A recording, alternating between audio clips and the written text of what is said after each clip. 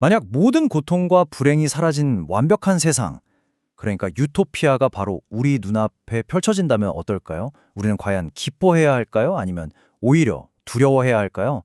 철학자 니콜라이 베르다예프는 바로 이 질문을 던졌습니다. 어쩌면 인류는 유토피아의 실현을 피해야 하고 완벽해서 오히려 숨막히는 사회로부터 탈출할 방법을 찾아야 하는 그런 시대에 직면할지도 모른다고요.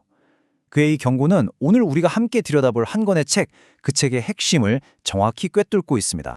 오늘 우리가 함께 이야기해 볼 책은 바로 올더스 헉슬리의 소설 멋진 신세계입니다. 이 책은 과학기술이 눈부시게 발전해서 인류의 모든 고통이 사라진 먼 미래를 그리고 있는데요. 하지만 그 완벽함 뒤에는 정말 소름 돋는 진실이 숨어 있죠. 앞으로 총 5부에 걸쳐서 이 기묘하고도 놀라운 세계를 깊이 파헤쳐 볼 텐데요.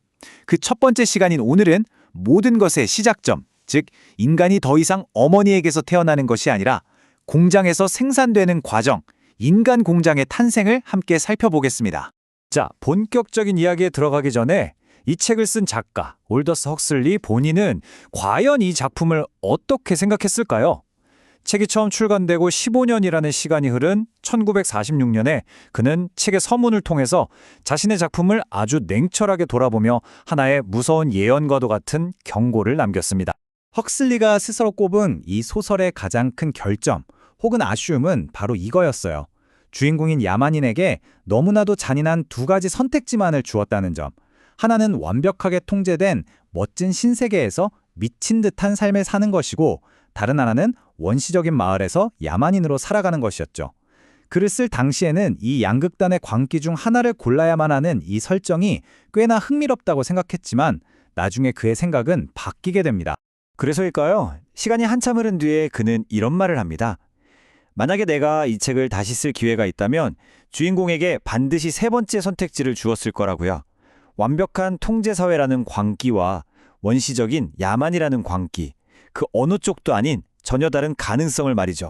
헉슬리가 상상했던 그 세 번째 길은 뭐랄까, 정신적으로 온전한 공동체 같은 거였어요.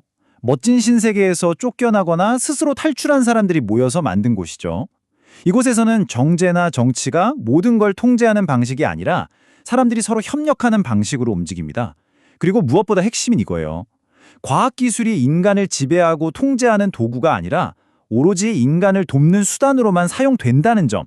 또 모든 철학과 종교는 인간의 궁극적인 목적이 과연 무엇인지 함께 고민하고 탐구하는 데 집중하고요.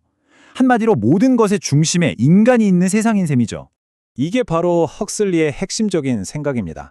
정치나 경제 같은 외부 세계를 바꾸는 게 진정한 혁명이 아니라는 거죠.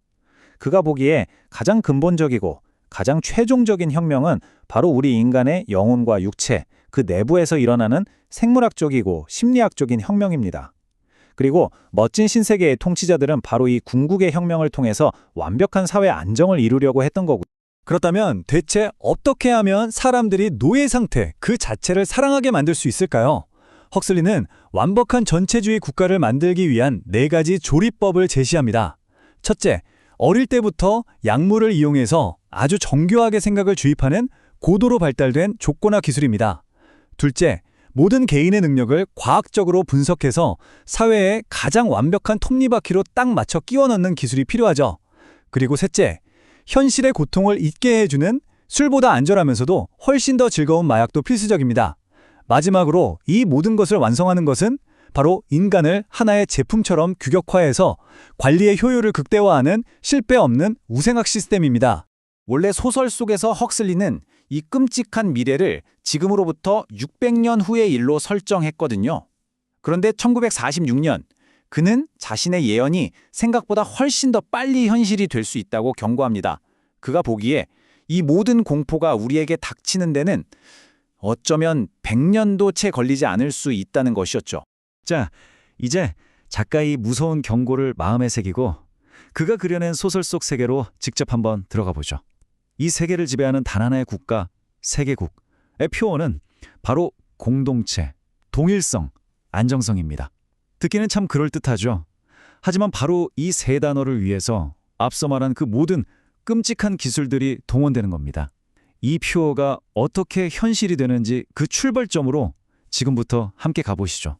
이야기는 런던 중심부에 위치한 부하 습성훈련 런던 총본부라는 곳에서 시작됩니다.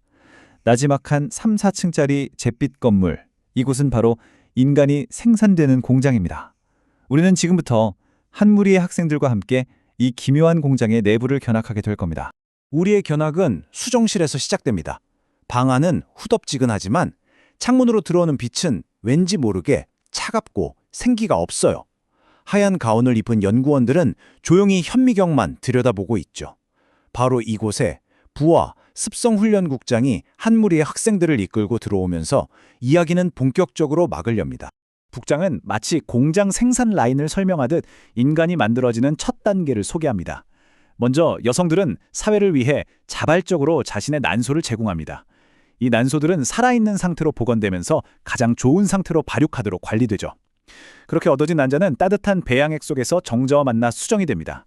생명이 시작되는 순간이지만 여기에는 어떠한 신비로움이나 감정도 끼어들 틈이 없습니다.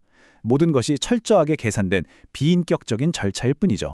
이렇게 수정된 난자들은 다음 공정으로 넘어가는데요. 바로 이 멋진 신세계라는 사회의 근간을 이루는 가장 경이롭고도 핵심적인 기술, 생물학의 대량 생산의 원칙을 적용한 보카노프스키 과정입니다. 보카노프스키 과정의 핵심은 아주 간단해요.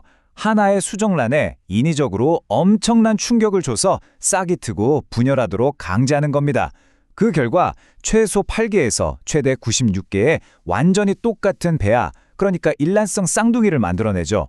과거에는 난자 하나당 인간 1명이었잖아요. 이제는 난자 하나로 최대 96명의 동일 인간이라는 공식이 가능해진 겁니다. 사실 이 과정은 배아의 입장에서 보면 거의 고문에 가깝습니다. 먼저 정상적으로 자라려는 수정란의 성장을 강력한 X선으로 멈춰버려요. 이 충격에 놀란 난자는 생존 본능으로 여러 개의 싹을 틔우죠. 그걸로 끝이 아닙니다. 이번엔 갑자기 차갑게 얼리고 알코올에 담가서 거의 죽기 직전까지 몰아붙여요.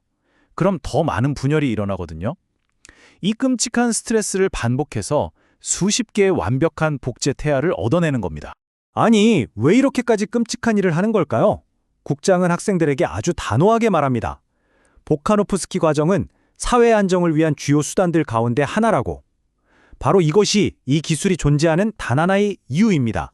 두 과정을 비교해보면 그 목적이 정말 명확하게 드러나죠. 투입되는 난자는 똑같이 하나지만 그 결과물은 완전히 다릅니다. 정상적인 과정이 저마다 다른 개성을 낳는다면 보카노프스키 과정은 완벽히 동일한 묶음을 생산해내죠. 한번 상상해보세요. 96개의 똑같은 기계를 다루는 96명의 똑같은 노동자들. 예측 불가능한 개인은 사라지고 완벽하게 예측 가능한 집단만 남게 됩니다. 이것이 바로 그들이 말하는 공동체, 동일성, 안정성이라는 표현을 기술로 실현하는 방법인 거죠. 자, 이렇게 보카노프스키 과정을 거친 배아들은 이제 병에 담겨서 267일간의 긴 여행을 시작합니다. 이 여행은 단순히 자라는 과정이 아니에요. 태어날 때부터 정해진 계급에 맞춰서 제조되는 과정이라고 할 수 있습니다. 여행의 첫날, 배아는 돼지 복막이 깔린 병에 담겨 유전 정보와 수정 날짜가 적힌 라벨을 받습니다. 약 50일째가 되면 성별이 결정되어 남성은 T, 여성은 O로 표시되죠. 그리고 물음표 표시가 있는데 이건 의도적으로 생식 능력을 없앤 여성, 즉 프리마틴을 의미합니다. 약 150일째부터는 본격적인 조건화 훈련이 시작되고요. 마침내 267일째 되는 날 아침, 출산실에서 병 밖으로 나와 독립된 존재가 됩니다. 그런데 이들은 태어난다고 하지 않고 마치 액체를 따르듯 따라진다고 표현해요. 병 속에서 태아는 태반 추출물과 갑상선 호르몬이 첨가된 인공 혈액을 공급받습니다. 병은 주기적으로 흔들리면서 태아가 움직임에 익숙해지도록 훈련받고요. 여성 태아의 70%는 남성 호르몬을 주입받아서 생식 능력이 없는 프리마틴으로 만들어집니다.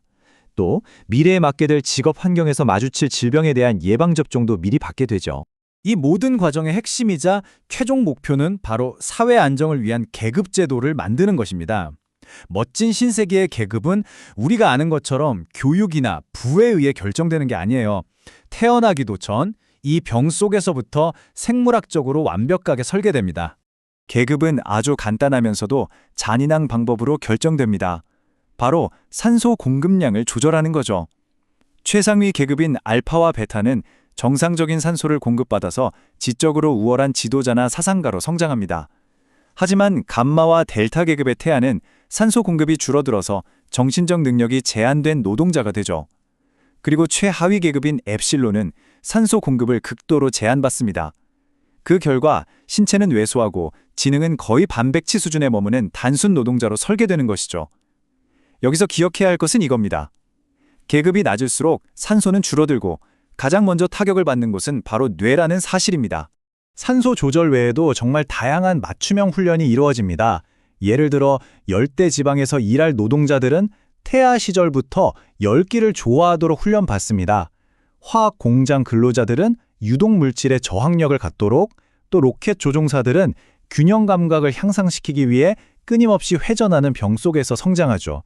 이 모든 훈련의 목표는 단 하나입니다. 바로 사람들이 자신의 피할 수 없는 사회적 숙명에 완벽하게 적응하는 것을 넘어서 그 운명을 진심으로 사랑하게 만드는 것. 지금까지 우리는 인간을 부품처럼 생산하는 공장의 내부를 쭉 둘러보았습니다. 태어나기도 전에 운명이 결정되고 심지어 그 운명을 사람하도록 조작되는 끔찍한 과정이었죠. 이 모든 것을 보고 나니 우리는 한 가지 근본적인 질문에 부딪히게 됩니다. 대체 어떤 세상이기에 사람을 만들기 위해 이런 공장이 필요했던 걸까요? 다음 2부에서는 이렇게 공장에서 만들어진 아이들이 어떻게 쇠뇌에 가까운 심리적 훈련을 통해 사회의 완벽한 구성원이 되어가는지 그 과정을 함께 알아보겠습니다. 올더스 헉슬리의 소설 멋진 신세계. 이 책이 그리는 미래는 언뜻 보기에 완벽합니다. 질병도 가난도 고통도 없는 세상이죠. 하지만 그 완벽한 안정을 위해선 개인의 자유, 감정, 그리고 인간의 정체성이라는 아주 값비싼 대가를 치러야만 합니다. 이번 시간에는 이 멋진 신세계의 심장부로 들어가서 한 인간이 어떻게 상품처럼 만들어지는지 그 섬세하고도 치밀한 과정을 아주 천천히 따라가 보도록 하겠습니다. 이야기는 이 세계를 지탱하는 세계의 기둥, 바로 이 표와 함께 시작됩니다. 런던의 중심부에 위치한 나지막한 34층짜리 잿빛 건물, 부와 습성훈련 런던 총본부의 정문 위에는 바로 공동체, 동일성, 안정성이라는 세 단어가 새겨져 있습니다. 여기서 말하는 공동체란 개인보다 전체를 우선하는 사회를, 동일성이란 예측 불가능한 개성을 제거한 표준화된 인간을, 그리고 안정성이란 이 모든 것을 통해 이룩한 흔들림 없는 사회 시스템을 의미합니다. 이 세 단어가 바로 이 세계의 모든 것을 설명하는 핵심 가치인 셈이죠. 자, 이제부터 우리는 런던 중앙부와 습성훈련본부의 내부로 들어가 볼 겁니다. 마치 견학원 학생이 된 것처럼요. 단 하나의 세포가 어떻게 한 명의 사회 구성원으로 탄생하는지 그 여정을 함께 따라가 볼 텐데요. 먼저 생명이 시작되는 수정실에서 출발해서 인간을 대량 복제하는 보카노프스키 과정을 살펴볼 거고요. 이어서 병 속에서 각자의 운명이 결정되는 과정, 그리고 태어난 후에도 계속되는 신파블로프식 조건 반사와 수면 학습까지 이 5단계를 차례들어 깊숙이 들여다보겠습니다. 문이 열리고 우리는 아주 광대한 방으로 들어섭니다. 첫인상은 차갑고 모든 것이 완벽하게 살균되어 있다는 느낌이에요. 공기마저 얼어붙은 듯한 유령 같은 빛이 방 전체를 감싸고 있고요. 그 아래에서는 하얀 작업복을 입은 근무자들이 현미경과 시험관 사이를 그 어떤 감정도 없이 오직 기계적인 효율성만으로 조용히 움직이고 있습니다. 이곳이 바로 인간의 탄생이라는 숭고한 과정이 차가운 과학기술로 대체된 곳, 수정실입니다. 우리와 함께 견학을 이끄는 사람은 바로 부하습성훈련 국장입니다. 그는 젊고 호기심 가득한 학생들에게 이 세계의 철학을 설명하기 시작하는데요. 그의 주장은 명확합니다.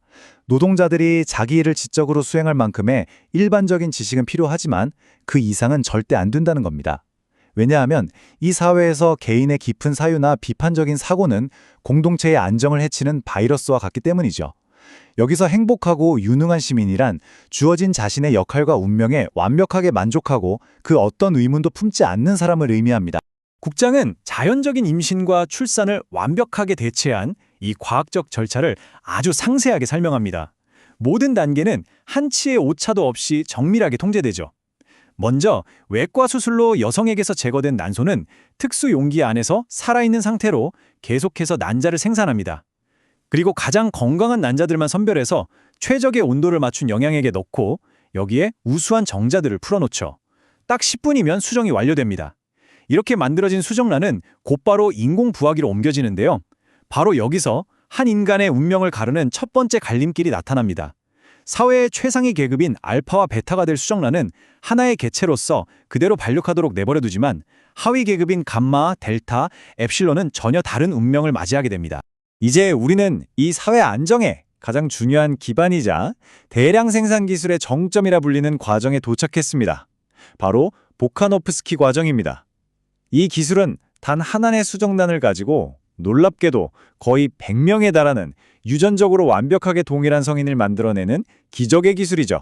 국장은 이 과정에 가진 역설적인 원리를 설명합니다. 정상적으로 발육하려는 수정란에 액선을 쬐고 급격하게 냉각시키고 알코올로 충격을 주는 거예요. 거의 죽기 직전까지 몰아붙이는 거죠. 이렇게 생명의 성장을 가로막고 억제하면 그에 대한 반작용으로 수정란은 분열하고 싹을 틔우기 시작합니다. 마치 생존을 위해 스스로를 복제하는 것처럼요. 하나의 생명을 위협함으로써 최대 96개의 복제된 생명을 얻어내는 기술. 이것이 바로 보카노프스키 과정의 핵심입니다. 그 결과는 정말이지 경이 없습니다. 단 하나의 난자에서 최대 96명의 일란성 쌍둥이가 탄생하는 겁니다. 국장은 흥분된 목소리로 이 과정의 위대함을 역설합니다.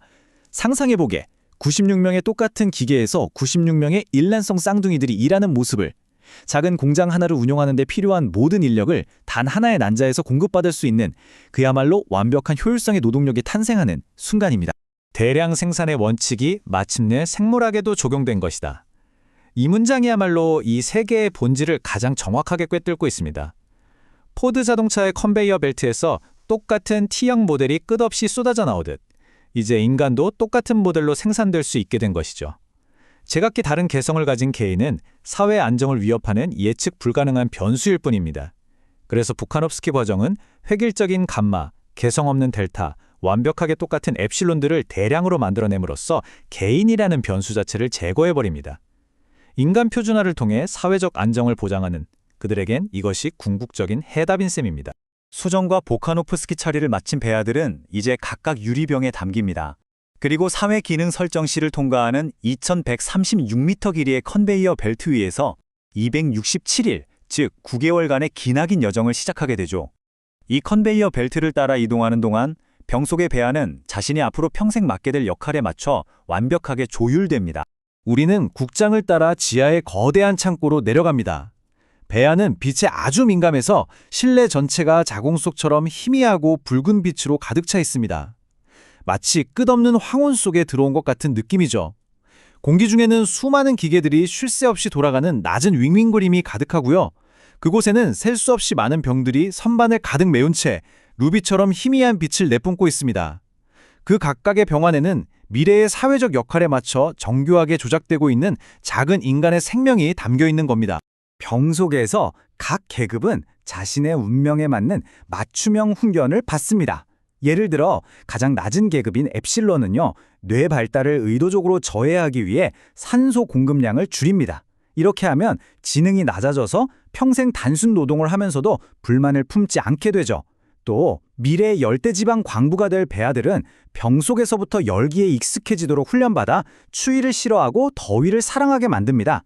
반대로 로켓 조종사가 될 배아들은 끊임없이 회전하는 기계에 놓여서 거꾸로 뒤집힌 상태를 오히려 편안하게 느끼도록 조건화됩니다. 모든 것이 태어나기도 전에 이 병 속에서 결정되는 거예요. 그때 한 학생이 순진한 질문을 던집니다. 하지만 왜 굳이 배아를 정상 이하로 만들려고 하는 거죠? 이 질문에 국장은 이 세계의 핵심 논리를 설명해 줍니다.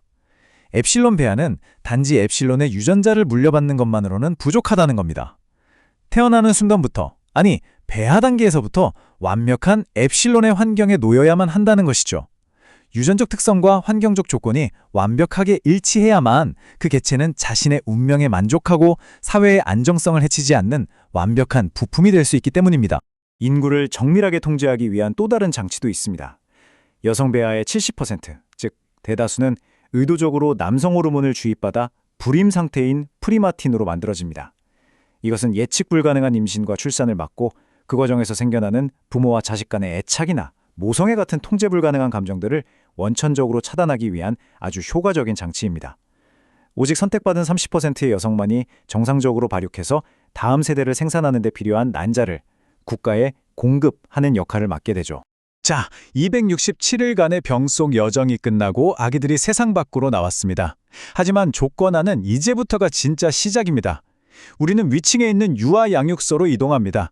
이곳에서는 병에서 막 나온 아기들, 지금 우리 눈앞에 있는 8개월 된 델타 계급 아기들이 인생의 첫 번째 사회화 수업을 받고 있습니다. 간호사들이 아기들 앞에 알록달록한 그림이 가득한 책과 활짝 핀 장미꽃을 놓아줍니다. 아기들은 본능적으로 아름다운 것에 끌리죠. 환하게 웃으며 그쪽으로 열심히 기어갑니다.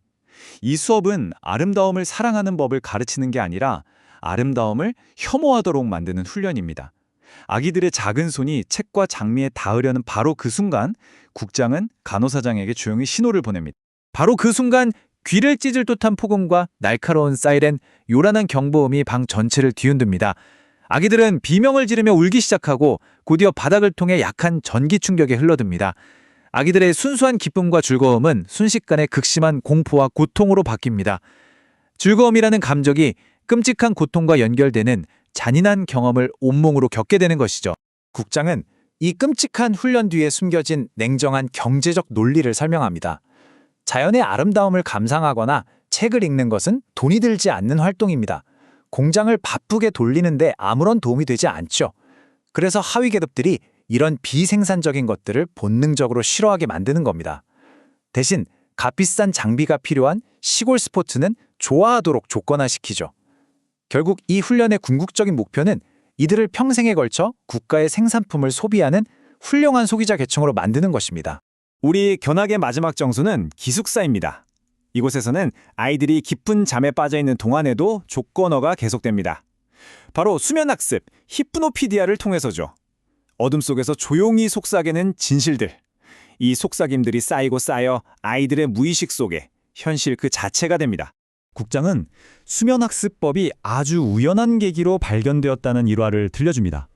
루벤이라는 한 소년이 잠결에 라디오에서 들은 강연을 토시 하나 틀리지 않고 암송한 사건이 있었죠. 이 가능성을 본 과학자들은 초기에는 아이들에게 날강의 길이나 도시 이름 같은 지식을 가르치려고 시도했습니다. 하지만 결과는 실패였어요. 아이들은 앵무새처럼 정보를 따라할 수는 있었지만 그 의미는 전혀 이해하지 못했거든요. 진정한 돌파구는 그 목적을 완전히 바꿨을 때 찾아왔습니다. 아, 이걸로는 지식을 가르칠 수는 없구나. 하지만 이성적인 판단을 거치지 않는 도덕적 신념을 주입하는 데는 이보다 더 좋은 도구가 없다는 걸 깨닫게 된 거죠. 수면학습법은 인간의 이성적인 판단이라는 방어벽을 완벽하게 우회합니다. 잠든 사이 비판적인 사고가 멈춘 무의식의 상태에 특정한 아이디어를 직접 심어 넣는 방식이죠. 이렇게 심어진 생각들은 마치 원래부터 내 것이었던 것처럼 아주 기본적인 신념으로 마음속 깊은 곳에 단단하게 뿌리내리게 됩니다. 우리는 잠든 베타 계급 아이들의 침실로 들어가 봅니다. 모든 베개 밑에 설치된 작은 스피커에서 나주막한 목소리가 끊임없이 흘러나오고 있습니다. 나는 베타인 게 정말 기뻐 처럼 자기 계급에 대한 만족감을 심어주는 문장들, 그리고 감마들은 어리석어, 델타 아이들하고는 놀고 싶지 않아 와 같이 다른 계급에 대한 편견과 혐오를 부드럽게 그리고 밤새도록 반복해서 주입합니다. 이 속삭임은 아이들이 자라서 자신의 계급에 완벽하게 만족하고 다른 계급을 본능적으로 경멸하도록 만드는 가장 강력한 쇠뇌 도구인 셈입니다. 국장은 마침내 의기양양한 목소리로 선언합니다. 수백, 수천 번, 아니 수만 번 반복된 이 암시의 물방울들은 단순히 아이의 마음에 영향을 미치는 수준을 넘어섭니다. 이 암시들의 총합이 곧 아이의 마음 그 자체가 된다는 것이죠. 그리고 그 모든 암시는 바로 국가가 설계하고 제공한 것입니다. 결국 개인의 정체성이란 국가에 의해 완벽하게 주조된 생산품에 불과하다는 선언입니다. 이것으로 부하습성훈련본부의 견학은 모두 끝이 났습니다. 우리는 한 인간의 정신구조 자체가 온전히 자신의 것이 아니라 공동체의 이익이라는 거대한 명분 아래 철저하게 제조된 생산품일 수 있다는 무서운 가능성을 마주한 채 그곳을 떠나게 됩니다. 그리고 마음속에 지울 수 없는 질문 하나가 남게 되죠. 만약 나의 모든 생각과 감정, 모든 욕망과 결정이 외부에서 주입된 것이라면 과연 진정한 나라는 존재는 어디에 남아있는 것일까요? 올더스 헉슬리의 소설 멋진 신세계. 이 책은 인간이라는 존재가 어떻게 사회가 원하는 완벽한 부품으로 조립되는지 그 과정을 아주 섬세하게 따라가는 이야기죠. 방금 들으신 문장은 부하 습성훈련국장의 말인데요. 이 세계를 지배하는 철학이 이 한마디에 전부 담겨 있다고 해도 과언이 아닙니다. 이 세계에서 행복이나 미덕이라는 건 우리가 생각하는 것처럼 자유로운 선택에서 오는 게 아니에요. 그게 아니라 태어나기도 전부터 이미 정해진 사회적 운명을 사랑하도록 만드는 아주 치밀하게 계획된 훈련의 결과물일 뿐입니다. 이 세계의 모든 훈련이 향하는 최종 목표는 딱 하나예요. 바로 사람들이 자기 자신을 묻고 있는 그 족쇄를 진심으로 사랑하게 만드는 것. 자, 이제 우리는 부하 습성 훈련 런던 총본부, 그 가장 깊숙한 심장부로 들어가 보겠습니다. 이곳은 생명이 신비롭게 탄생하는 곳이 아니에요. 인간이 컨베이어 벨트 위에서 생산되는 거대한 공장입니다. 모든 시민들의 신체적인 특징부터 정신적인 성향까지 그 모든 기초는 그들이 소위 태어난다라고 말하는 그 순간 이전에 바로 이 유리병 속에서 아주 꼼꼼하게 설계되고 완성되죠. 운명은 더 이상 신의 손에 달린 게 아니라 과학기술자들이 조종하는 영역이 된 겁니다. 이 세계에는 인류의 가장 근본적인 방식, 바로 번식의 개념을 완전히 뒤집어 놓았습니다. 과거의 태생, 그러니까 자연적인 출산은 이제 통제 불가능하고 비효율적인, 심지어는 좀 추잡한 것으로 취급받아요. 부모라거나 어머니 같은 단어는 이제 입에 담기 민망한 음담패설처럼 되어버렸죠. 그 자리를 대신한 건 바로 통제되고 표준화된 생산 방식입니다. 개인의 고유성 같은 건 사회 안정을 해치는 위험한 요소일 뿐이고요. 집단의 동일성이야말로 최고의 가치가 됩니다. 이 모든 변화는 단 하나의 목표를 위해서입니다. 바로 공동체, 동일성, 안정성이라는 세계 국가의 절대적인 표어를 실현하기 위해서죠. 그렇다면 이 사회의 안정을 떠받치는 가장 중요한 기술적 기반은 대체 뭘까요? 바로 보카노프스키 과정이라는 겁니다. 이게 뭐냐면요, 하나의 난자에 일부러 충격을 줘서 분열을 일으키는 기술이에요. 정상적인 성장을 딱 멈추게 하면 아주 역설적이게도 난자가 마치 식물처럼 싹을 틔우기 시작하는 거죠. 그 결과가 정말 놀랍습니다. 원래라면 단 한 명이 태어났을 그 난자 하나에서 최소 8명에서 많게는 96명까지 유전적으로 완벽히 똑같은 배아가 만들어지는 거예요. 상상이 되시나요? 과거에는 한 명이었을 생명이 이제는 거의 100명에 가까운 일란성 쌍둥이로 대량 생산되는 겁니다. 바로 이 기술, 이 완벽한 동일성을 통해서 이 사회가 그토록 추구하는 궁극의 안정성을 이루는 거죠. 핵심 중의 핵심 기술이라고 할 수 있습니다. 국장의 이 외침, 여기에는 새로운 시대에 대한 엄청난 자부심이 느껴지지 않나요? 보카노프스키 과정은 단순히 사람 수를 늘리는 기술이 아니에요. 이건 산업 현장의 대량 생산 원칙을 생물학에 완벽하게 적용시킨 그야말로 혁신적인 발상입니다. 한번 상상해 보세요. 한 공장에서 일하는 모든 노동자가 유전적으로 똑같아요. 생각하는 방식도, 신체 능력도, 심지어 얼굴 생김새까지 똑같은 사람들이 똑같은 작업을 끝없이 반복합니다. 개인의 차이라서 오는 비효율이나 갈등 같은 건 아예 생길 수가 없겠죠. 완벽한 조화와 안정만이 존재할 뿐입니다. 역사상 처음으로 인간 사회가 마치 정밀한 기계처럼 완벽하게 작동하게 된 순간인 거죠. 물론 기술적인 한계가 아예 없는 건 아닙니다. 이론상으로는 최대 96명까지 생산이 가능하지만 보통은 72명 정도를 아주 훌륭한 평균치로 생각한다고 해요. 인간의 생산을 이야기하면서 평균치라거나 생산 실적 같은 단어를 쓰는 것만 봐도 이들이 생명을 어떻게 바라보고 있는지 너무나 명확하게 드러나죠. 인간은 더 이상 고귀하고 유일한 존재가 아니라 공장에서 찍어내는 제품의 수율처럼 숫자로 관리되는 대상이 되어버린 겁니다. 이제 인간 생산은 산업적인 경쟁의 대상이 됩니다. 런던 충범부에서는 난소 하나로 무려 6만 1,012명을 생산했다는 기록을 자랑하죠. 하지만 싱가포르나 몬바사 같은 열대지방의 부화장에 가면 실적이 훨씬 더 높다고 해요. 책에서는 그 이유를 흑인의 난소가 약물에 더 잘 반응하기 때문이라고 아무렇지 않게 설명하는데요. 이 사회에 얼마나 깊이 인종적 우월주의와 생물학적 결정론이 뿌리박혀 있는지 보여주는 대목입니다. 기술자들은 더 좋은 재료를 부러워하면서 생산 기록을 경신하는 데 혈안이 되어 있죠. 인간의 탄생이 숫자를 평가받는 정말 섬뜩한 현실입니다. 똑같은 인간을 대량으로 만들어내는 것만으로는 부족합니다. 다음 단계는 각 계급에 딱 맞는 맞춤 설계죠. 그리고 한 태아의 운명을 결정짓는 가장 중요한 변수가 뭔지 아세요? 바로 병 속에 공급되는 산소의 양입니다. 태아의 미래 전체가 이 순간 그들이 숨쉬는 공기의 질과 양에 따라 영원히 결정되어 버리는 겁니다.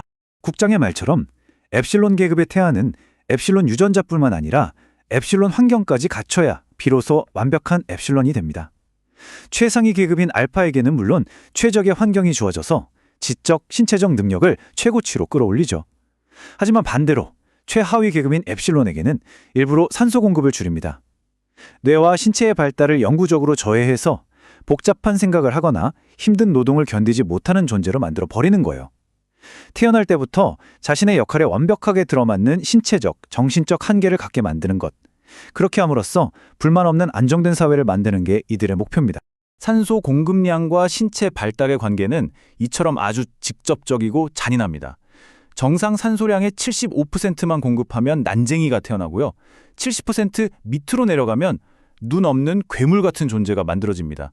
이런 불량품들은 사회에 아무 쓸모가 없다고 판단돼서 그냥 폐기 처분되죠. 이 세계에서 생명의 가치는 오로지 사회적으로 얼마나 유용한가, 그것 하나로만 결정됩니다. 산소 조절 말고도 정말 다양한 맞춤 훈련이 병 안에서 이루어집니다. 예를 들어 나중에 열대지방 광부가 될 태아는 뜨거운 환경에 잘 적응하도록 계속해서 열 처리를 받고요. 로켓 조종사가 될 태아는 끊임없이 회전하는 기계 속에서 균형 감각을 훈련받아서 나중에 우주 공간에서 멀미 없이 일할 수 있도록 만들어집니다. 심지어 특정 지역에서 유행하는 발진 티푸스나 수면병 같은 질병에 대한 면역까지 미리 주입받죠. 이들에게 미래는 이미 정해진 길이고 그 길 위에서 겪을 수 있는 모든 불편함과 비효율을 미리 제거해서 사회 전체의 안정을 보장하는 겁니다. 자, 이제 병 밖으로 나올 시간입니다. 생물학적인 설계가 끝나면 그 즉시 심리학적인 조건어가 시작되죠. 그 장소는 바로 신파블로프 방식 유도 훈련실.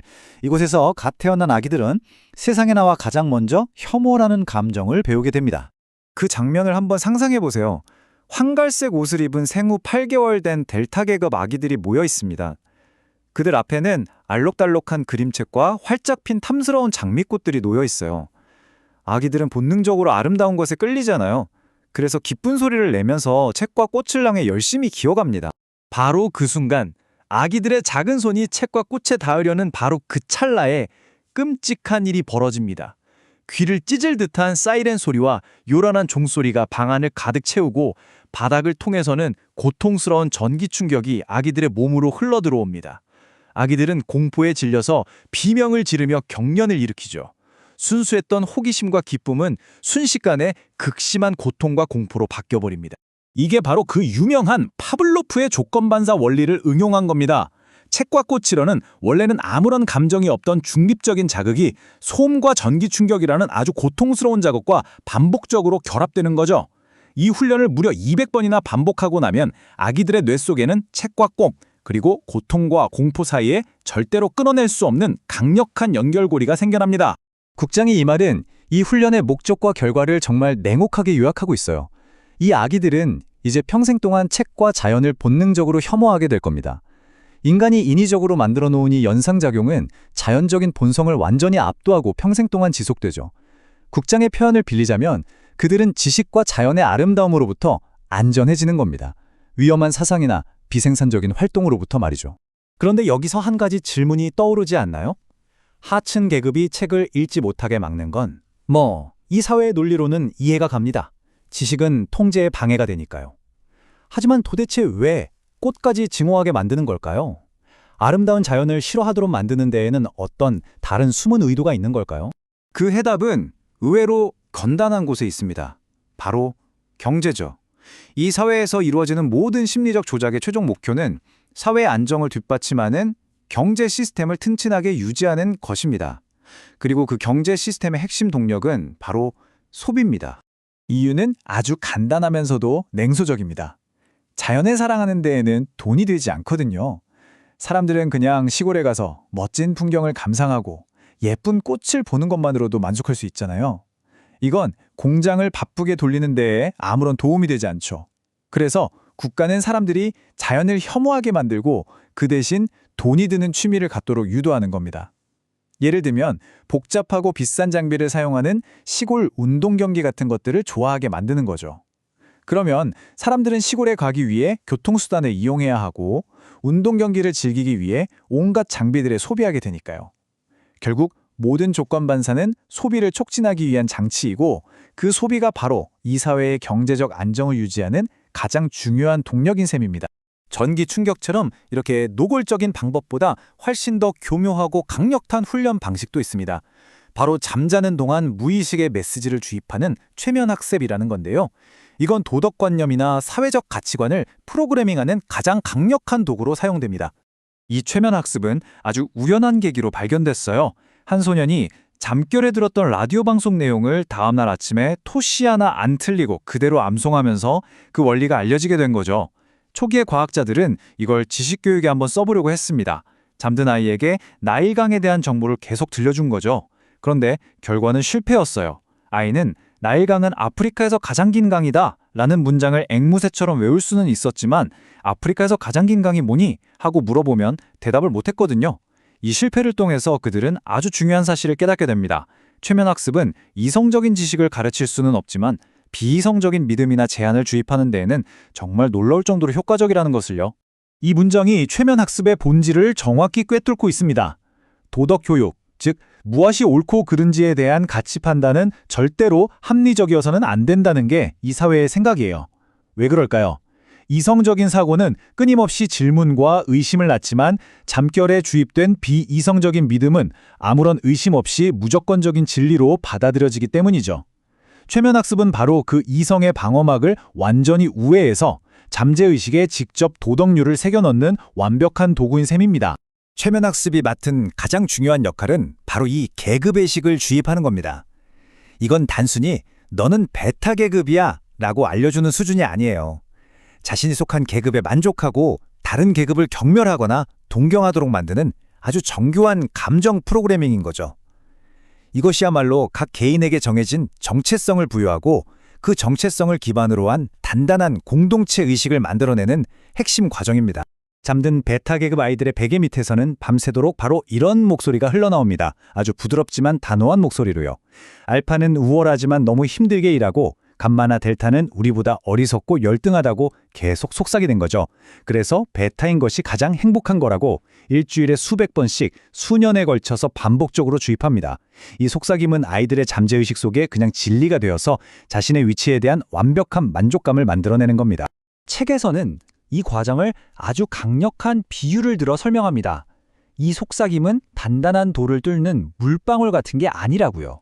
그보다는 뜨거운 액체 밀랍방울과 같다는 겁니다. 한번 뚝 떨어지면 표면을 덮고 그대로 굳어서 대상과 완전히 하나가 되어버리죠. 다시는 떼어낼 수 없는 일부가 되는 거예요. 최면학습으로 주입된 암시는 외부에서 들어온 가르침이 아니라 그냥 그 사람의 생각 그 자체가 되어버립니다. 그리고 이것이 이 모든 훈련이 도달하는 무서운 결론입니다. 이 세계의 사람들에게 나의 생각이나 나의 의지 같은 건 사실상 존재하지 않는다고 볼 수 있어요.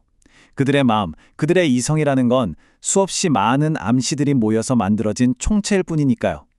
그들이 무언가를 판단하고 갈망하고 또 결정하는 그 모든 것은 사실 국가가 그들 마음속에 아주 오래전부터 심어놓은 암시들일 뿐입니다. 그들은 스스로 생각하고 선택한다고 굳게 믿지만 그 생각과 선택마저도 이미 완벽하게 설계된 결과물인 것이죠.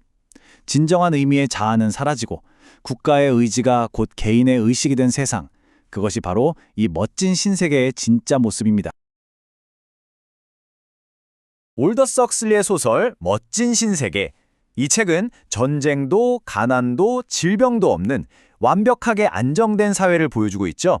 하지만 이 눈부신 안정이라는 건 결코 저절로 얻어진 게 아닙니다. 사실은 태어나기 전부터, 아니 수정되는 그 순간부터 죽음에 이르기까지 인간의 삶 모든 단계를 아주 정교하게 설계하고 통제하는 거대한 시스템의 결과물이라고 할 수 있어요. 지금부터 이 사회의 근간을 이루는 그 통제 시스템, 그러니까 시민들이 과연 어떻게 만들어지고 또 길들여지는지 그 놀라우면서도 치밀한 구조 속으로 함께 들어가 보겠습니다. 이 거대한 통제 시스템을 제대로 이해하려면 먼저 작가인 헉슬리가 생각했던 궁극적인 혁명이 무엇인지부터 시작해야 합니다. 그 사상적인 청사진이 소설 속에서 어떻게 구체적인 기술과 제도로 나타나는지, 그러니까 인간을 복제하고 태아 시절부터 운명을 결정하고 또 고통스러운 훈련과 달콤한 속삭임으로 정신을 빚어내는 그 과정을 차례대로 따라가 볼 거예요. 그리고 마지막에는 이 모든 것을 통해 얻어낸 완벽한 안정의 진짜 대가는 과연 무엇인지 함께 고민해보는 시간을 갖도록 하죠. 자, 그럼 본격적인 탐구를 시작해볼까요? 소설의 이야기로 바로 뛰어들기 전에 이 책이 나오고 나서 한 10여 년쯤 뒤에 작가 헉슬리가 직접 쓴 서문이 있거든요. 거기에 이 세계관의 핵심을 꿰뚫는 아주 강력한 아이디어가 담겨 있는데 여기서부터 출발하는 게 순서일 겁니다. 헉슬리는 이렇게 말합니다. 역사를 뒤바꾸는 진짜 혁명은 정부를 뒤엎거나 경제구조를 바꾸는 그런 바깥의 사건이 아니라는 거예요. 가장 근본적이고 또 되돌릴 수 없는 혁명은 바로 우리 인간의 내면, 그러니까 우리의 생각과 감정, 욕망의 뿌리인 영혼과 육체를 직접 바꿔서 인간의 본성 그 자체를 새로 설계하는 것이라고 주장했습니다. 이 생각은 능률적인 전체주의 국가라는 어떻게 보면 정말 소름 끼치도록 탁월한 개념으로 이어집니다. 이 국가의 목표는 채찍이나 총으로 사람들을 억지로 억압하는 게 아니에요. 그것보다 훨씬 더 고차원적이죠. 바로 사람들이 자기가 갇혀 있다는 사실조차 깨닫지 못하게 하고 오히려 주어진 운명과 역할을 기꺼이 심지어는 행복하게 사랑하며 살아가도록 만드는 겁니다. 자유를 향한 갈망 자체를 마음속에서 지워버리는 것, 그것이 이 국가의 궁극적인 목표인 셈이죠. 아니, 그럼 대체 어떻게 사람들이 자신의 부자유를 사랑하게 만들 수 있을까요? 헉슬리는 4가지 핵심적인 기둥을 제시합니다. 첫째, 아주 어릴 때부터 시작되는 정교한 심리적 암시와 조건화 기술이고요. 둘째, 모든 사람의 능력과 성향을 정확히 파악해서 사회구조 속 가장 적합한 자리에 딱 배치해서 불만이 생길 원인 자체를 없애버리는 과학적인 계급 시스템입니다. 셋째, 현실의 고통을 잊게 해주지만 사회에는 해를 끼치지 않는 완벽한 기분전환 용약물, 바로 소마죠. 그리고 마지막으로 이 모든 시스템의 기초가 되는 특정 역할에 딱 맞게 최적화된 표준 규격의 인간을 대량으로 생산해내는 우생학 기술입니다. 방금 살펴본 헉슬리의 청사진이 소설 속에서는 어떻게 현실이 되는지 이제 그 구체적인 현장으로 들어가 보겠습니다. 이야기의 문을 여는 곳은 바로 생명이 탄생하는 곳이 아니라 제조되는 공장, 중앙 런던 부하 습성훈련 본부입니다. 이곳에 들어서면 우리는 차갑고 위생적이며 모든 곳이 규격화된 공장의 풍경과 마주하게 됩니다. 그리고 벽에는 공동체, 동일성, 안정성이라는 3개국의 표어가 걸려있죠. 이 3단어는 그냥 보기 좋으려고 걸어놓은 구호가 아닙니다. 이 부하 습성훈련 본부에서 이루어지는 모든 과정의 목적, 그 자체를 보여주는 선언문과도 같아요. 인간 제조 공정의 심장부에는 보카노프스키 과정이라는 정말 경이로우면서도 한편으론 무시무시한 기술이 자리 잡고 있습니다. 소설 속에서 본부 소장은 이 기술을 가리켜 사회 안정을 위한 가장 중요한 수단이라고 아주 자랑스럽게 소개하거든요. 공동체와 동일성을 확보해서 안정을 이루는 핵심 열쇠인 거죠. 원래 자연 상태에서는 그렇죠. 보통 하나의 난자가 수정되면 한 명의 고유한 인간으로 발달합니다. 이게 우리가 아는 생명의 기본 원리잖아요. 하지만 이 보카노프스키 과정은 그 원리를 완전히 뒤집어 버립니다. 마치 식물 가지를 잘라서 물에 꽂아두면 거기서 여러 개의 뿌리가 나오는 것처럼요.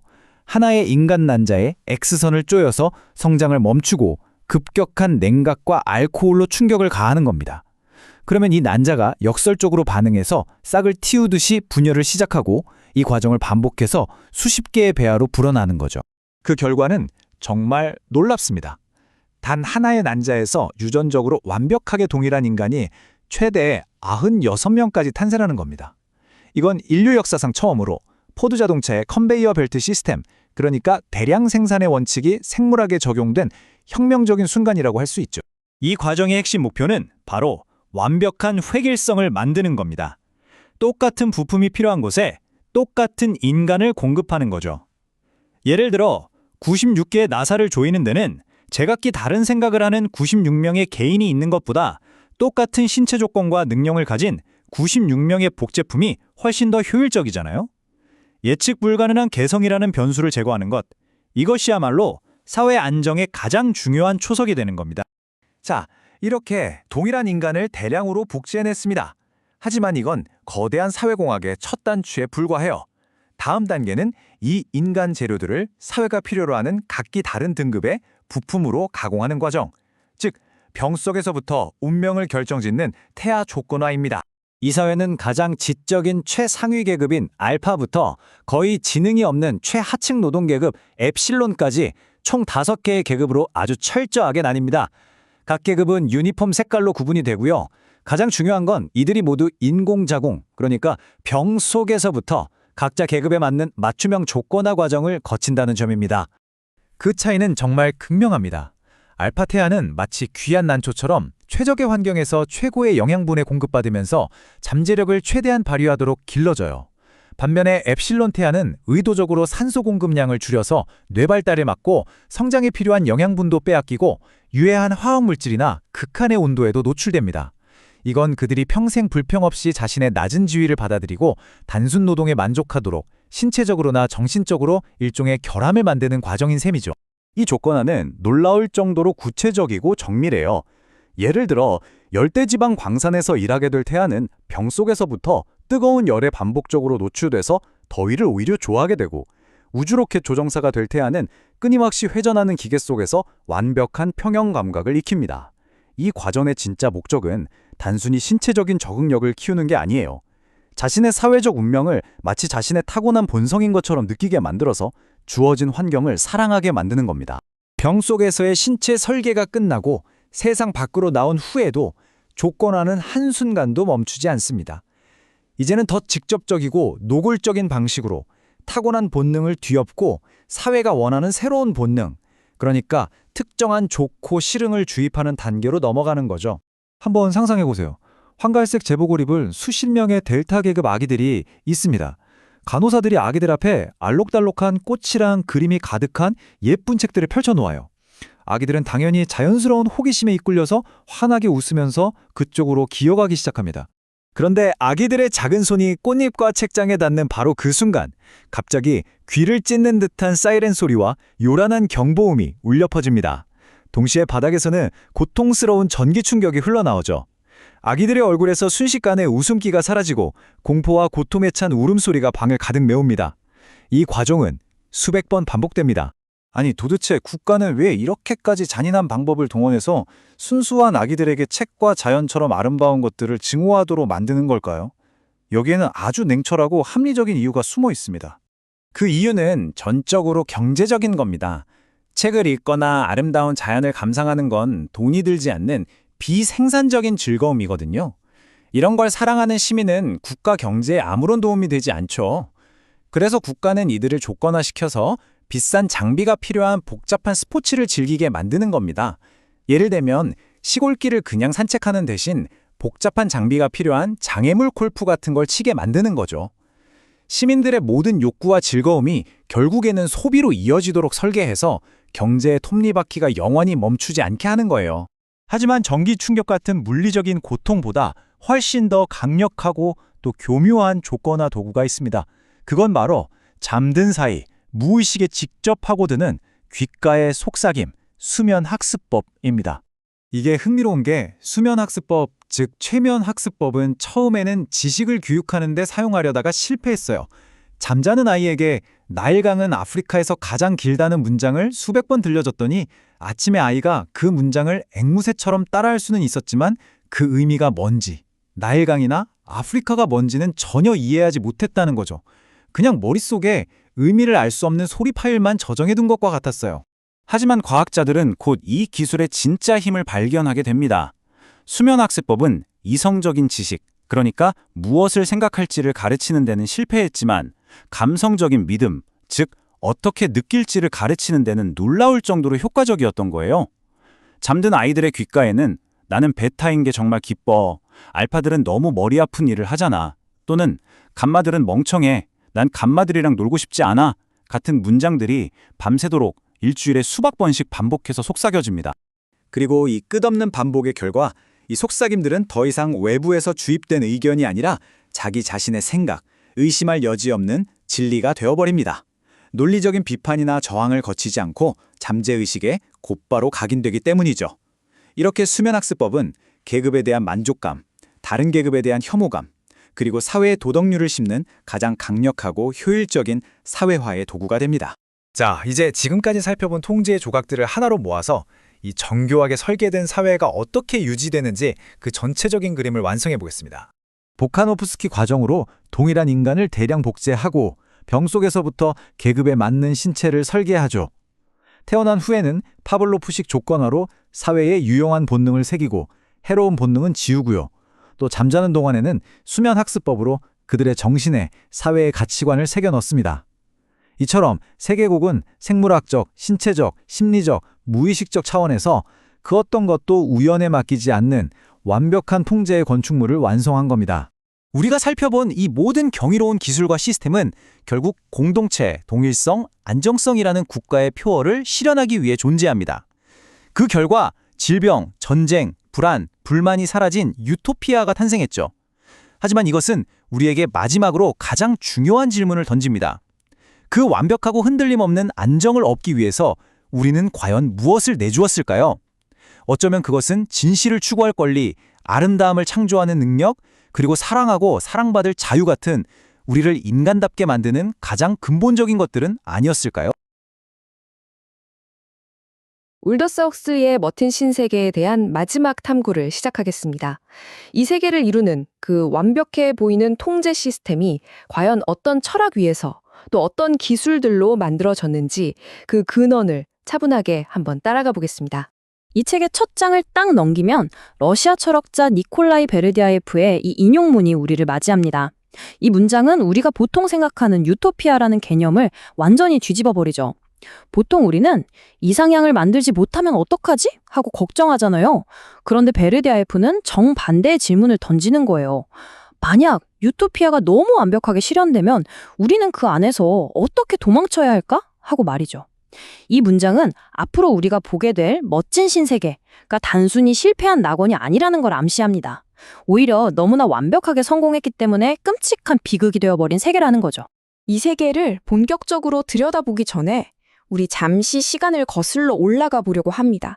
책의 첫 페이지가 아니라 책이 출간되고 15년이 지난 1946년으로요. 저자인 올더스 헉슬리 본인이 자신이 만든 세계를 다시 돌아보면서 어떤 생각을 했는지 그 지점에서부터 이야기를 시작해 볼게요. 헉슬리는 자신의 소설에 어떤 예술적인 결함이 있었다고 솔직하게 고백했습니다. 그런데 그가 아쉬워했던 건 멋진 신세계의 그 끔찍한 통제 시스템 자체가 아니었어요. 그가 정말로 후회했던 건 그 끔찍한 세계 안에서 주인공에게 너무나도 좁고 절망적인 선택지만을 주었다는 점이었습니다. 바로 이게 헉슬리가 지적한 핵심 문제였습니다. 주인공 존, 그러니까 야만인이라고 불리는 인물은 두 개의 극단적인 세상 사이에 갇혀 있었던 거죠. 한쪽은 모든 인간적인 고뇌를 없애버린 대신에 자유, 예술, 진리 같은 것도 함께 사라져버린 그런 유토피아의 광기어유 삶이었고요. 다른 한쪽은 질병과 폭력 그리고 비합리적인 미신으로 가득 찬 원시 부족의 고통스러운 삶이었습니다. 어느 쪽도 온전한 인간성을 지키면서 살아갈 수 있는 대안이 되지는 못했던 거죠. 사실 원작에서 야만인이 마주했던 두 세계는 병든 사회에 서로 다른 얼굴에 불과했습니다. 하나는 감정과 개성이 철저하게 통제되는 차갑고 비인간적인 기술 문명의 광기였고, 다른 하나는 고통과 무지 속에서 인간의 존엄성이 무너지는 원시 사회의 비정상적인 모습이었죠. 헉슬리는 주인공에게 이 두 가지 불완전한 세계 말고 온전한 정신을 추구할 수 있는 제3의 길을 보여주지 못했다는 점을 아주 깊이 아쉬워했습니다. 만약에 책을 다시 쓸 기회가 있었다면 헉슬리는 바로 이 제3의 길을 보여주고 싶었다고 말합니다. 그건 멋진 신세계의 획일적인 통제에서 벗어난 사람들이 모여서 만든 공동체 같은 거예요. 이곳의 경제와 정치는 거대한 중앙 권력이 통제하는 게 아니라 작은 단위로 나뉘어서 서로 협력하는 형태를 띠고요. 과학과 기술은 인간을 지배하고 상품처럼 만드는 도구가 아니라 인간의 삶을 돕고 그 잠재력을 끌어내는 수단으로 사용됩니다. 또 종교와 철학은 인간은 왜 존재하는가, 무엇을 위해 살아야 하는가 같은 궁극적인 목적을 끊임없이 생각하게 하는 것을 목표로 삼죠. 저자가 생각했던 이 온전한 정신을 위한 비전을 마음속에 잠시 담아두고 이제 다시 책의 첫 페이지로 센트럴 런던 부하습성 훈련소로 돌아가 보겠습니다. 이 세계가 어떻게 그 구성원인 인간을 탄생시키는 단계에서부터 완벽한 통제를 시작하는지 그 구체적인 과정을 한번 살펴보죠. 부하 습성 훈련소 입구에 들어서면 이 세계를 지탱하는 세 가지 핵심 가치, 공동체, 동일성, 안정성이라는 표어가 걸려 있습니다. 이 세 단어는 이 사회의 모든 기술과 정책을 정당화하는 절대적인 목표예요. 개인의 자유나 행복보다는 공동체의 안정이 훨씬 더 중요하고, 그 안정을 위해서는 모든 구성원이 예측 가능하게 똑같아야 한다는 이념, 이게 바로 멋진 신세계의 출발점입니다. 사회 안정의 가장 핵심적인 기술은 바로 이 보카노프스키 과정입니다. 이게 뭐냐면 자연적인 출산에 있는 모든 예측 불가능성을 완전히 없애는 방법이에요. 부모와 자식 사이의 예측 불가능한 관계나 개인의 독특한 개성 같은 불안정한 요소들을 아예 처음부터 차단하고 컨베이어 벨트에서 똑같은 물건을 찍어내듯이 표준화된 인간을 대량으로 만들어내는 거죠. 이걸 통해서 사회는 필요한 만큼의 노동력을 아주 정확하게 공급받게 됩니다. 이 과정은 생명의 자연스러운 흐름에 대한 아주 정교한 폭력이라고 할 수 있습니다. 먼저 정상적으로 자라던 난자의 X선을 쬐어서 그 성장을 강제로 멈추게 해요. 생명의 흐름이 막히니까 난자는 역설적으로 여러 개의 싹을 틔우면서 비정상적인 분열을 시작합니다. 여기에다가 갑작스러운 냉각과 알코올 처리 같은 추가적인 충격을 주면 난자는 최대 96개까지 분열하게 됩니다. 원래는 하나의 생명에 대해 운명이었던 난자가 수십 개의 똑같은 복제품으로 강제로 바뀌게 되는 거죠. 부하습성 훈련소의 국장은 이 기술을 설명하면서 대단한 자부심을 드러냅니다. 그의 말처럼 보카노프스키 과정은 그냥 뛰어난 생명공학 기술이 아니에요. 이건 사회 전체를 예측하고 통제하기 위한 가장 근본적인 정치적 도구인 셈이죠. 왜냐하면 똑같은 인간들로 이루어진 사회는 불만이나 갈등이 생길 여지가 훨씬 적고 그래서 관리하기가 아주 쉬워지니까요. 최대 96명. 이 숫자가 뭘 의미하는지 한번 상상해 보세요. 외모도 유전적인 특성도 전부 똑같은 96명의 일란성 쌍둥이가 하나의 집단을 이루는 겁니다. 이들은 공장의 한 라인에 들어가서 똑같은 작업을 하고 똑같은 생각을 하도록 교육받습니다. 이들에게는 개성이나 개인적인 정체성 같은 건 존재하지 않아요. 오직 보카노프스키 집단이라는 거대한 전체의 일부로서만 존재하는 거죠. 이것이 바로 대량 생산의 원리가 인간에게 적용된 결과입니다. 똑같은 몸을 만들어내는 걸로 통제는 끝나지 않습니다. 진짜 안정을 이루려면 그들의 정신 또한 사회가 원하는 틀에 맞춰서 완벽하게 설계해야만 하죠. 이제 육체의 복제에 이어서 정신의 복제 과정이 시작됩니다. 심파블로프 방식 유도 훈련실에서는 갓난아기들을 대상으로 정신을 길들이는 훈련이 벌어집니다. 아기들이 본능적으로 아름다운 꽃이나 화려한 그림책에 흥미를 보이면서 다가가려고 하는 바로 그 순간 방 전체를 뒤흔드는 끔찍한 소음이 울리고 바닥에서는 강력한 전기 충격이 전해집니다. 이 고통스러운 경험은 아기들의 잠재의식 속에 아름다운 것, 그러니까 책과 자연에 대한 극심한 공포와 혐오감을 영원히 새겨넣습니다. 즐거움과 고통을 연결시켜서 특정 대상을 미워하게 만드는 가장 원초적인 방식의 세뇌의 셈이죠. 이런 잔인한 훈련이 아무 목적 없이 행해지는 건 아닙니다. 여기에는 이 사회의 안정과 경제 시스템을 유지하기 위한 아주 치밀하고 계산된 의도가 숨어 있어요. 왜 하필 책과 자연이었을까요? 책에 대한 증오는 사회적, 정치적인 안정을 위한 겁니다. 특히 하층 계급이 책을 통해서 새로운 사상을 접하게 되면 자기 처지를 비관하거나 사회 구조에 의문을 품을 수가 있잖아요. 이건 바로 사회 불안으로 이어질 수 있기 때문에 아예 책에 대한 흥미 자체를 처음부터 없애버리는 거죠. 반면에 자연에 대한 증오는 경제적인 목적을 가지고 있습니다. 자연을 사랑하는 건 돈이 들지 않죠. 하지만 자연을 혐오하게 만들면 사람들은 여가를 즐기기 위해 돈을 내고 복잡한 스포츠 장비를 사고 비싼 운송수단을 이용해서 인공적인 오락시설로 가야만 합니다. 결국 모든 시민을 끊임없이 소비하는 주체로 만들기 위한 거예요. 이런 습성 훈련은 각 계급과 직업에 따라서 아주 세밀하게 맞춤형으로 진행됩니다. 태아 시절부터 병 속에서 특정 환경에 적응하도록 훈련을 시키는 거죠. 예를 들어 열대지방에서 일할 노동자는 더위를 쾌적하게 느끼도록, 화학공장 노동자는 유독물질에 내성을 갖도록, 로켓 조종사는 무중력 상태를 즐기도록 만들어집니다. 심지어 하층 계급은 배아 단계에서 산소 공급을 줄여서 일부러 지능과 신체 능력을 떨어뜨리기까지 합니다. 이렇게 해서 모든 개인은 자신이 태어난 운명 외에 다른 삶을 꿈꿀 수도 또 감당할 수도 없게 되는 겁니다. 외부 자극에 대한 조건 반사를 만드는 걸 넘어서 이제 국가는 시민들의 내면에 직접적으로 도덕이나 가치관을 심어 넣어야 합니다. 이 섬세한 작업은 인간의 의식적인 저항이 가장 약해지는 시간, 바로 깊은 잠에 빠져 있는 동안 이루어집니다. 최면 학습은 이성이나 논리가 끼어들 틈이 전혀 없는 교육 방식입니다.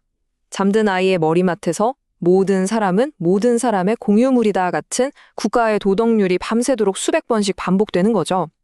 아이는 그 의미를 이해하지 못한 채로 소리 자체를 잠재의식 속에 저장하게 되고 이게 계속 쌓여서 비판적인 사고를 거치지 않은 절대적인 신념, 말하자면 제2의 본성이 되어버립니다. 이 기술은 사실 우연히 발견됐습니다.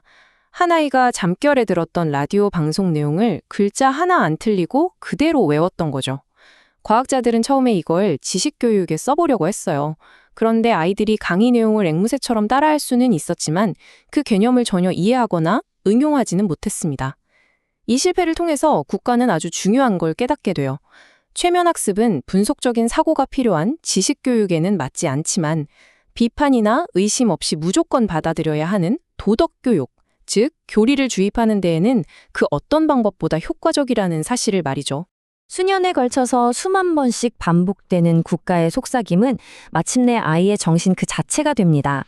아이는 그게 외부에서 주입된 생각이라는 사실조차 깨닫지 못하고 마치 자기 자신의 생각인 것처럼 받아들이게 되는 거죠. 나는 감마 계급이라 행복해. 새 것을 사는 것이 낡은 것을 고치는 것보다 나아 같은 구호들이 개인의 신념이 되는 순간 국가의 통제는 완성되는 겁니다. 국가의 목소리가 곧 개인의 내면의 목소리가 되어버리는 거죠. 헉슬리는 소설 속에서 묘사했던 이런 통제 기술들을 분석하면서 이게 단순히 먼 미래의 공상과학이 아니라는 걸 깨달았습니다. 그는 인류가 머지않아 아주 중대한 선택의 갈림길에 서게 될 거라고 예견했습니다. 1931년에 소설을 쓸 때만 해도 600년 후의 일이라고 생각했던 그 끔찍한 미래가 2차 세계대전을 갖고 난 1946년에는 불과 100년 안에 닥칠 현실처럼 느껴졌던 겁니다. 그는 진정으로 무서운 혁명은 원자폭탄처럼 외부 세계를 파괴하는 게 아니라 과학기술을 이용해서 인간의 내면을 조종하고 사람들 스스로가 자신의 예속된 상태를 갈망하고 사랑하게 만드는 궁극의 혁명이라고 말했습니다. 헉슬리가 보기에 인류에게 남은 선택지는 두 가지였습니다. 첫 번째는 여러 국가들이 서로를 미워하면서 끝없는 전쟁을 벌이다가 결국 핵무기로 함께 멸망하는 길입니다. 그리고 두 번째는 그 파괴를 피하기 위해서 모든 국가가 하나의 거대한 초국가적 전체주의 시스템으로 통합되는 길이죠. 이 시스템은 폭력과 공포가 아니라 안락함과 효율성, 복지라는 이름으로 개인의 자유를 서서히 갉아먹는 복지 독재, 즉 멋진 신세계로 가게 될 거라고 보았습니다. 헉슬리가 이런 경고를 한 지 수십 년이 흘렀습니다. 기술의 모습은 변했지만 그가 던진 근본적인 질문의 무게는 조금도 가벼워지지 않았습니다. 우리는 사회의 안정과 개인의 편리를 위해서 어디까지 자유를 양보할 수 있을까요? 고통과 불안이 없는 안락한 삶을 위해서 진실을 추구하고 예술을 사랑하며 때로는 고뇌할 수 있는 인간으로서의 권리를 기꺼이 포기할 수 있을까요? 이 질문에 대한 답은 이 시대를 살아가는 우리 각자의 선택에 달려 있을 겁니다.